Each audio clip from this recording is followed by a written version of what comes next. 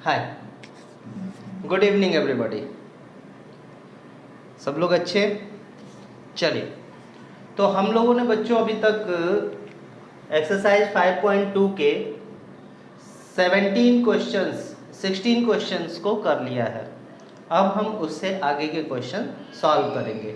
Okay, तो चलिए देखते हैं हमारा क्वेश्चन क्या है। Question number 17, find the 20th term from the last term of AP 3, 8, 13 to 53। Okay, ये आपका एपी दिया गया है कि 253 लास्ट टर्म है, और इधर से आपको जो है क्या करना है, इधर से आपको लास्ट टर्म से आपको इसके 20th टर्म को फाइंड आउट करना है। यानी इधर से 20th टर्म नहीं आपको निकालना है, इधर से 20 नंबर पे कौन सा टर्म आएगा। तो यहाँ पे आपको ये क्लियरली समझ लेना है कि a की वैल्यू 3 नहीं लेनी है, a की वैल्यू क्या लेनी है, 253। तो आपका a क्या हो जाएगा, 253 हो जाएगा। क्लियर, a आपका मिल गया। अब रही बात कि d क्या होगा। ठीक है, तो d की बात अगर हम करने जाएं तो हमारा क्या हो जाएगा, d। वैसे भी हम अगर देखें तो l बराबर आपका जो भी आता है a plus n minus 1 into d होता है। ठीक है, तो अगर हम देखें तो find the 20th term from the last term of the AP, तो यहाँ पे क्या करना है आपको, L इज इक्वल टू, आपके पास क्या होता है, L is equal to a plus n minus 1 into d. आप ऐसे भी लगा सकते हो और वैसे भी फाइंड आउट कर सकते हो। ठीक है, तो चलिए हम यहाँ पर देखते हैं कि अगर हम nth टर्म की बात कर रहे हैं, ठीक है, तो हमारा क्या हो जाएगा, L minus n minus 1 into d. यानी a की वैल्यू क्या होगी, सबसे पहले हम a फाइंड करते हैं। तो a की वैल्यू क्या होगी, L की वैल्यू 253 है,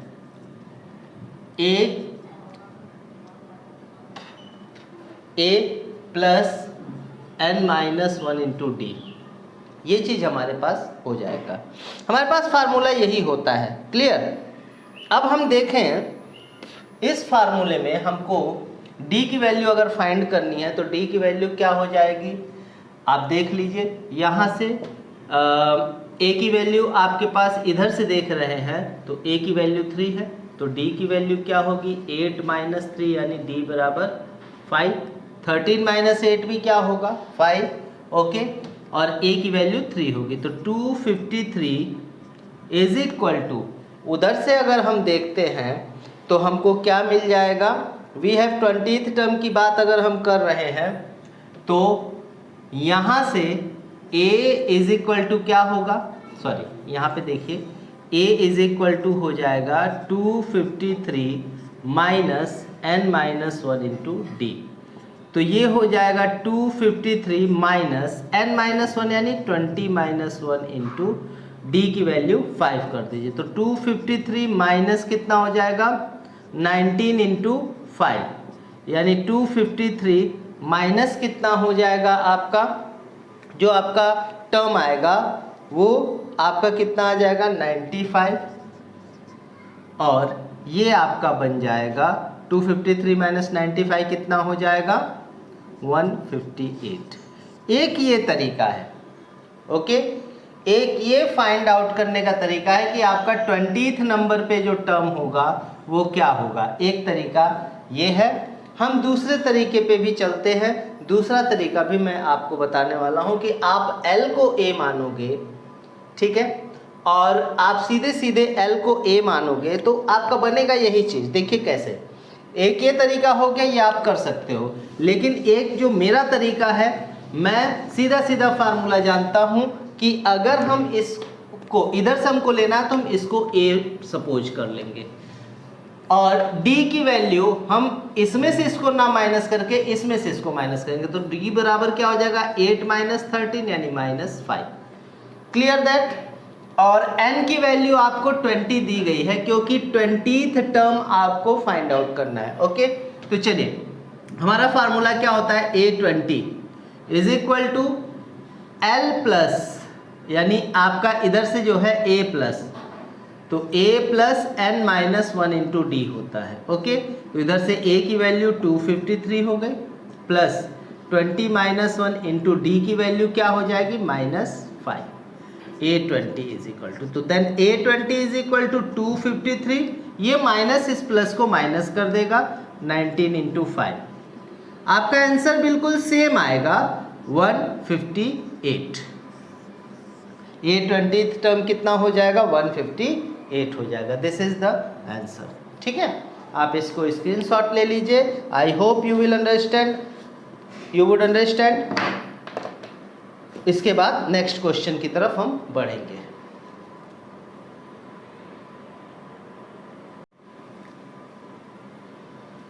okay, the next question is the sum of the fourth and the eighth term of an AP is 24। देखिए, कोई आपके पास एपी है, उस एपी के फोर्थ और एट्थ टर्म का जो सम है वो 24 है। ठीक है, फिर सेम एपी के 6 और 10th टर्म का जो सम है वो 44 है। आपको उस एपी के फर्स्ट 3 टर्म्स फाइंड आउट करना है। तो चलिए हम स्टार्ट करते हैं। क्या होगा हमारा, तो सबसे पहले हम ये ध्यान देते हैं कि fourth and eighth term of an AP क्या होगा। तो फोर्थ टर्म की अगर हम बात करें तो हम क्या लिख सकते हैं, for fourth term we can write it as a plus 3d। Okay, plus eighth term का क्या होगा a प्लस 7d। इन दोनों को ऐड कर रहे हैं तो हमको कितना मिल रहा है 24। ओके, तो यहाँ पे क्या हो जाएगा a प्लस a 2a और 3 plus 7 10d is equal to 24। It is equation first. अब चलिए for A6 plus A10 is equal to कितना है 44।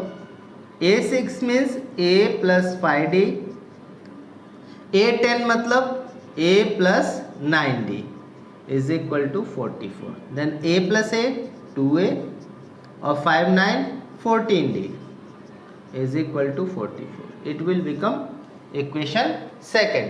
ओके, अब चलिए, अब इन दोनों इक्वेशंस को यानी इक्वेशन फर्स्ट को और इक्वेशन सेकेंड को हमको क्या करना है, सॉल्व कर देना बाय एलिमिनेशन मेथड। तो 2a plus 10d is equal to 24 और 2a plus 14d is equal to 44। Minus कर देते हैं सब्ट्रैक्ट करने पर। ठीक है, माइनस माइनस ये कैंसिल हो गया। -4d इज इक्वल टू -20, यही होगा ना। तो माइनस से minus cancel out, 4d is equal to 20, then d is equal to 5। d की वैल्यू मिल गई आपको 5। ओके, अब ये वैल्यू आप किसी भी इक्वेशन में रख दीजिए। जैसे फर्स्ट इक्वेशन में पुट करेंगे तो क्या आएगा 2a plus 10 into 5 is equal to 24। Then 2a plus 50 is equal to 24। Then 2a is equal to हो जाएगा 24 माइनस 50। कितना हो गया ये 24 माइनस 50, 26 माइनस का 2a, then a is equal to -13। आपको फर्स्ट 3 टर्म्स फाइंड आउट करने हैं। ओके, तो आपके फर्स्ट 3 टर्म क्या होंगे, -13 एक a की वैल्यू हो गई, प्लस 5 करेंगे तो -8। ठीक है, और फिर प्लस 5 करेंगे तो -3। ऐसे आपके फर्स्ट 3 टर्म मिल जाएंगे। ठीक है, क्लियर। इसमें बिल्कुल इजी है कि आपने जो कंडीशन दी गई है उस कंडीशन के अकॉर्डिंग, पहले कंडीशन से ये इक्वेशन बनेगा, दूसरे कंडीशन से आपका ये इक्वेशन बनेगा। इन दोनों इक्वेशंस को हम सॉल्व कर लेंगे, ए और डी की वैल्यू फाइंड आउट कर लेंगे और फिर 3 बार उसको सीक्वेंस में लिख देंगे जो हमारा बनता है। ठीक है, इसको स्क्रीनशॉट ले लीजिए, फिर आगे बढ़ते हैं।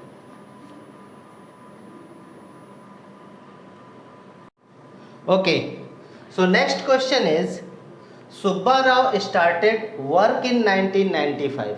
सुब्बा राव जो है 1995 में 1995 में अपना काम शुरू करते हैं। ठीक है, जहाँ वो वर्क करना शुरू करते हैं, वो वर्क जो था जिस जगह पे वो जिस प्लेस पे वो वर्क कर रहे हैं वहाँ पे उनको सैलरी 5000 मिल रही है। ठीक है, एनुअल सैलरी उनकी 5000 रुपीज़ है। ठीक है, यानी साल भर की सैलरी 5000 रुपीज़ है। उसके बाद रिसीव्ड एन इंक्रीमेंट, और वो जो है अपने जो सैलरी है उसमें इंक्रीमेंट पाते हैं, हर साल 200 रुपये उनकी सैलरी बढ़ती है। तो अब ये बताना है कि कौन से ईयर में, in which year did his income become 7000 rupees. तो कौन से कितने साल बाद उनकी जो इनकम है वो 7000 रुपये सैलरी पर आएगी। क्लियर? तो देखिए, सबसे पहले हम ये समझ करके चलते हैं कि ए इसमें क्या होगा। स्टार्ट तो वो 5000 रुपीज़ पे कर रहे हैं पर ईयर के हिसाब से, तो a is equal to 5000 rupees. D की वैल्यू यानी कितने रुपीज़ उनका इंक्रीमेंट हो रहा है, इंक्रीमेंट जो होगा वो डी हो जाएगा 200 रुपीज़। ठीक है, लास्ट उनकी सैलरी कितनी है, 7000 तक ले जाना है। ठीक है, तो एल की वैल्यू या टी एन की वैल्यू कितनी हो जाएगी, 7000। टी एन या ए एन भी लिख सकते हैं आप। ठीक है, अब हम इसको फार्मूले में रख देते हैं, a n is equal to a plus n minus 1 into d. तो ए एन की वैल्यू 7000, ए की वैल्यू 5000, एन माइनस 1 आपको नहीं पता है बट डी आपको 200 पता है। ये इधर आ जाएगा, 2000 हो जाएगा, एन माइनस 1 इंटू 200, तो ये 200 इधर आ गया, ये कैंसिल हो गया, तो आपका 10 आ गया, n minus 1। Then n is equal to क्या हो जाएगा, 10 प्लस 1 यानी 11। तो 11 ईयर्स, आफ्टर 11 ईयर्स जो है उनकी सैलरी 7000 रुपीज़ हो जाएगी। तो 95 से 11 ईयर ऐड कर दो, कितना हो जाएगा, 2006 में उनकी सैलरी जो होगी वो कितनी हो जाएगी, 7000 रुपीज़ हो जाएगी, यानी आफ्टर 11 ईयर्स। ठीक है ना, after 11 years his salary become 7000 rupees per year. Okay, इसका स्क्रीनशॉट ले लीजिए, फिर नेक्स्ट हम अगले क्वेश्चन की तरफ बढ़ते हैं। ओके, सो लास्ट क्वेश्चन है इस एक्सरसाइज का कि अगर रामकली हर हफ्ते में 5 रुपये बचाती है। ठीक है, रामकली सेविंग जो है ना हर हफ्ते में 5 रुपये बचाती है पूरे साल, और उसके बाद पहले वीक में यानी साल के फर्स्ट वीक में वो 5 रुपये बचाती है, और उसके बाद हर वीक वो जो है 1.75 इंक्रीज़ करती है। ठीक है, हर वीक में वो 1 रुपये 75 पैसे का इंक्रीमेंट कर रही है अपने सेविंग्स में, जो वो बचत कर रही है। ठीक है, अब आपको ये बताना है कि अगर वो nth वीक यानी n वीक तक पैसे बचाती है तो उसका टोटल अमाउंट जो है 20.75 रुपीज़ हो जाता है। तो n की वैल्यू क्या है, यानी कितने वीक तक वो बचा करके 20.75 ले करके आती है, बचा करके रखती है। तो चलिए इसके लिए हम ध्यान देते हैं क्या करना होगा। तो यहाँ पर हमको ये सीखना है कि a की वैल्यू क्या है, a की वैल्यू तो 5 है, और d की वैल्यू क्या है, 1.75 है, क्योंकि 1.75 पर वीक वो बचा रही है। और tn या an की वैल्यू क्या है, कितना वो बचा ले रही है, कितना बना ले रही है, 20.75, और n आपको फाइंड आउट करना है। क्लियर? चलिए, तो tn इज इक्वल टू होता है a plus n minus 1 into D. Okay, तो tn की वैल्यू क्या है अपने पास, 20.75, a की value 5 plus n-1 into 1.75। Clear. अब देखिए इसको इधर लाएंगे तो 20.75 माइनस 5, n-1 और 1.75, ये हो जाएगा 15.75 n-1 इंटू 1.75। अब इसको इधर लाएंगे तो 15.75 upon 1.75 is equal to n-1। ठीक है। अब इससे ये कैंसिल हो जाएगा और कितनी बार में कैंसिल होगा? 9 बार में। ठीक है। ये आपका क्या हो जाएगा? n-1 is equal to 9, then n is equal to 9 plus 1, तो टोटल कितना हो गया? 10 वीक। यानी रामकली अगर 10 हफ्तों तक पैसा बचाती है और उसमें 1 रुपये 75 पैसे का इजाफा करती है, बढ़ाती इंक्रीज करती है, तो 10 हफ्ते में उसका अमाउंट जो है 20 रुपये 75 पैसे यानी 20 रुपीज़ 75 पैसे तक हो जाएगा। ये आपका था एक्सरसाइज 5.2 कंप्लीट। ठीक है। अब हम जो है इसके बाद एक्सरसाइज 5.3 को पढ़ेंगे, उसके लिए हम आगे बढ़ेंगे। इसका स्क्रीनशॉट ले लीजिए।